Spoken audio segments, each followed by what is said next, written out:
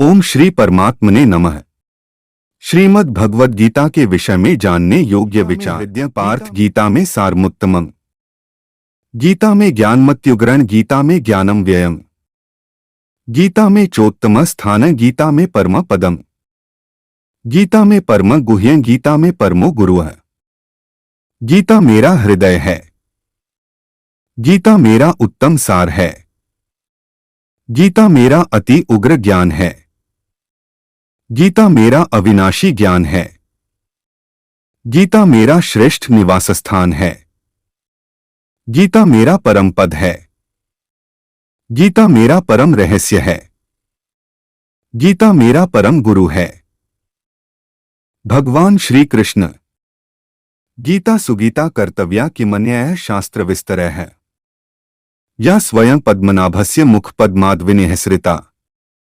जो अपने आप श्री विष्णु भगवान के मुख कमल से निकली हुई है, वह गीता अच्छी तरह कंठस्थ करना चाहिए।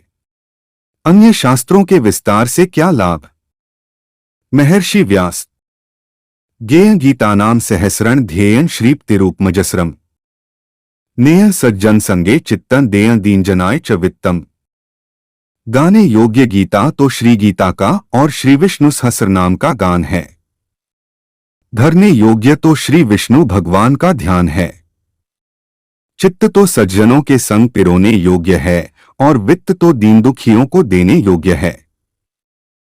श्रीम आद्य शंकराचार्य। गीता में वेदों के तीनों कांड स्पष्ट किए गए हैं। आथ वह मूर्तिमान वेदरूप हैं और उदारता में तो वह वेद से भी अधिक है। अगर कोई दूसरों को गीता ग्रंथ देता है तो जानो कि उसने लोगों के लिए मोक्ष सुख का सदाव्रत खोला है। गीतारूपी माता से मनुष्यरूपी बच्चे वियुक्त होकर भटक रहे हैं। आथ उनका मिलन कराना, यह तो सर्व सज्जनों का मुख्य धर्म है। संत ज्ञानेश्वर। श्रीमद् भगवद गीता उपनिषदरूपी बगीचों में से चुने हुए आध्यात्मिक सत्यरूपी पुष्पों से गुंथा हुआ पुष्पगुच्छ है। स्वामी विवेकानंद। इस अद्भुत ग्रंथ के 18 छोटे अध्यायों में इतना सारा सत्य, इतना सारा ज्ञान और इतने सारे उच्च, गंभीर और सात्विक विचार भरे हुए हैं कि वे मनुष्य को निम्न से निम्न दशा में से उठाकर देवता के स्थान पर बिठाने की शक्ति रखते हैं। वे पुरुष तथा स्त्रियां बहुत भाग्यशाली हैं जिनको इस संसार के अंधकार से भरे हुए संकरे मार्गों में प्रकाश देने वाला यह छोटा सा लेकिन अखूट तेल से भरा हुआ धर्म प्रदीप प्राप्त हुआ है। महामना मालवीय जी। एक बार मैंने अपना अंतिम समय नजदीक आया हुआ महसूस किया, तब गीता मेरे लिए अत्यंत आश्वासनरूप बनी थी।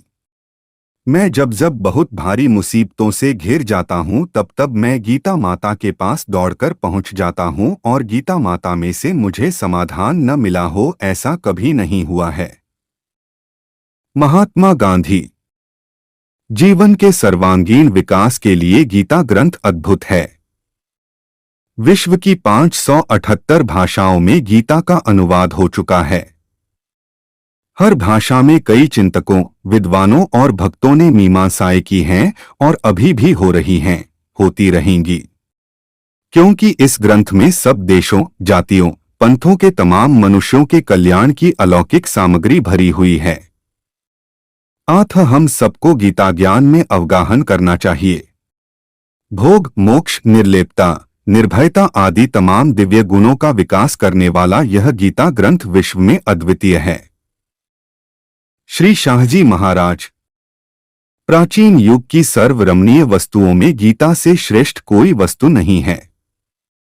गीता में ऐसा उत्तम और सर्वव्यापी ज्ञान है कि उसके रचिता देवता को असंख्य वर्ष हो गए, फिर भी ऐसा दूसरा एक भी ग्रंथ नहीं लिखा गया है। अमेरिकन महात्मा थॉरो। थॉरो के शिष्य अमेरिका के सुप्रसिद्ध साहित्यकार एमर्सन को भी गीता के लिए अद्भुत आदर था। सर्वभूतेषु चात्मान सर्वभूतानि चात्मनि। यह श्लोक पढ़ते समय वह नाच उठता था। बाइबल का मैंने यथार्थ अभ्यास किया है। उसमें जो दिव्य ज्ञान लिखा है वह केवल गीता के उद्धरण के रूप में है। मैं ईसाई होते हुए भी गीता के प्रति इतना सारा आदर भाव इसलिए रखता हूँ कि जिन गूढ़ प्रश्नों का समाधान पाश्चात्य लोग अभी तक नहीं खोज पाए हैं, उनका समाधान गीता ग्रंथ ने शुद्ध और सरल रीति से दिया है।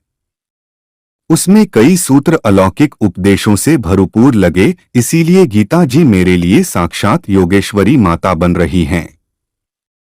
वह तो विश्व के तमाम धन से भी नहीं खरीदा जा सके ऐसा भारतवर्ष का अमूल्य खजाना है। F.H. मोलेम, इंग्लैंड।